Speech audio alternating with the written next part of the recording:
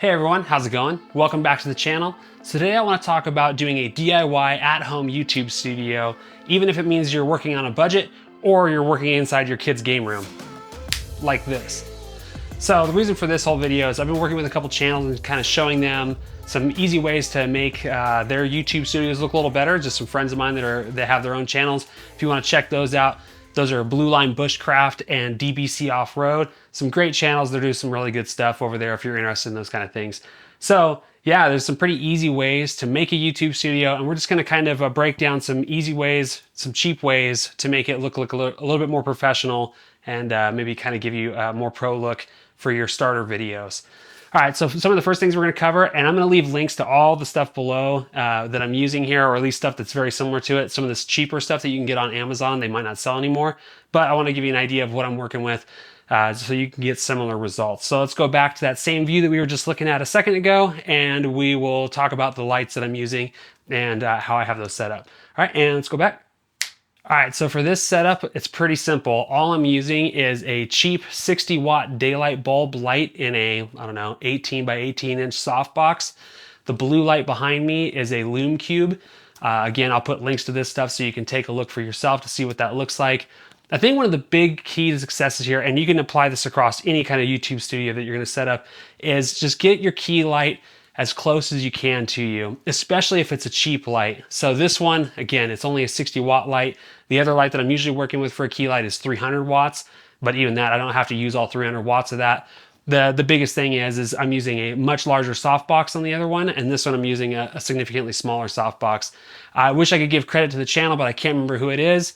They had a great point that you just want to have however big the diameter of the softbox is, that's about the distance you want it away from you. So this is really only about an 18-inch softbox, about 18 inches away from me for a key light, and that's going to give me decent enough light even though I'm using a pretty small light source. But if you're just doing stuff at home and you don't need like a big setup and you're not trying to show off a whole room or something like that, then a little softbox like this for a key light is going to be all that you need. So let's open this back up again and show you the whole room, and we'll see where that light placement is, and we're going to talk about focal length and why that might matter depending on what your background is. All right, let's go back to our other view. All right, so here we are. So again, like I was talking about, this is a pretty cheap softbox. It might look a little bit bigger in the camera, but it's because it's so close to me and I'm shooting on a super wide angle lens right now. So pretty small light there. Back here, I just have a plant and a simple bookshelf. Nothing too crazy. Some drums in the background. If you like to jam, good stuff, fun to do. But yeah, all I'm using is setting that Lume Cube light on there just to give myself a backlight. And you can set that to whatever. A lot of those are, you know, they have a ton of different color varieties. So you can set whatever you want for a background there.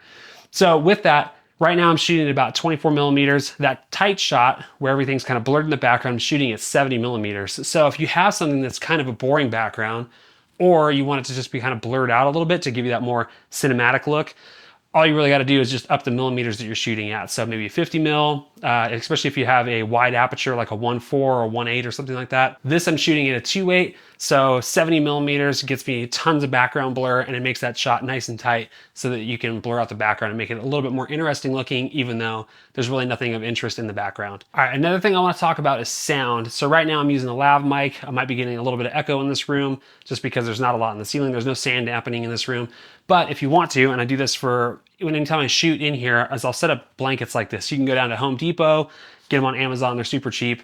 Nothing too crazy. All it is a big moving blanket. You can either tape this up to the walls, you can hang it from a light stand or something like that, or a C-stand, spread them out, however you want to do it.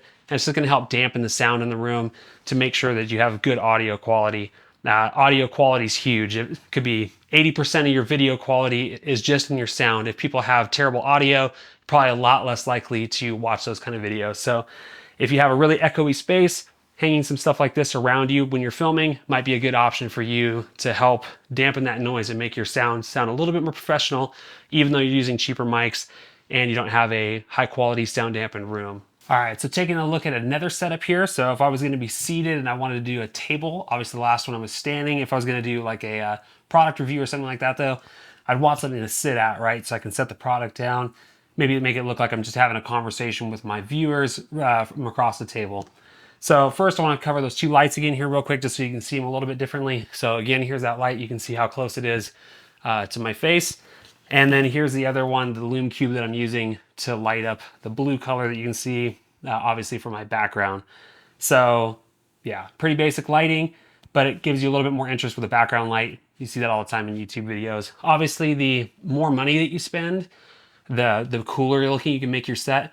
You get these YouTubers that are using all the tube lights and all those kind of things, and that's awesome. But for most beginners that are starting off YouTube, or if you're just doing basic gear review of, I don't know, take your pick, backpacks or sporting gear or whatever it may be, you probably don't need to get too crazy. So let's talk about the table setup. I think this is something pretty basic that just about anybody can do.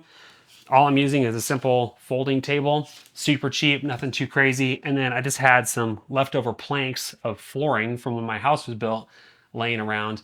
And that's all I'm using for a tabletop. So all I'm doing is setting those together, obviously stack them up towards me. It makes it look like a wood table that I'm sitting at.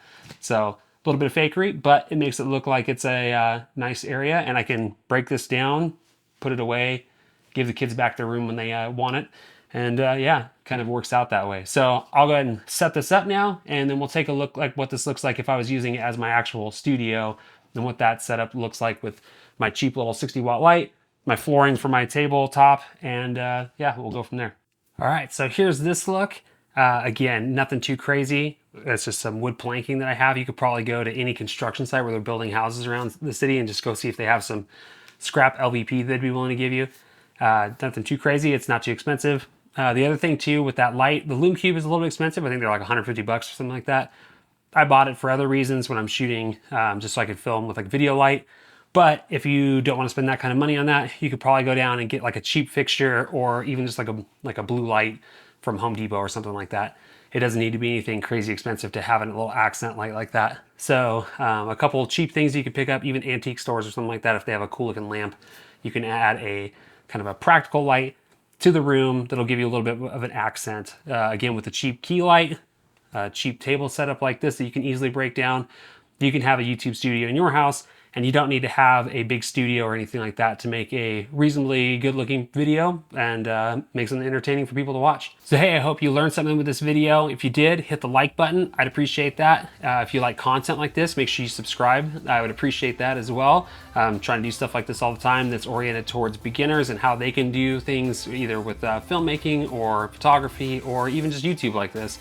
So yeah, if you like that kind of stuff, make sure you subscribe. Again, I'd appreciate that.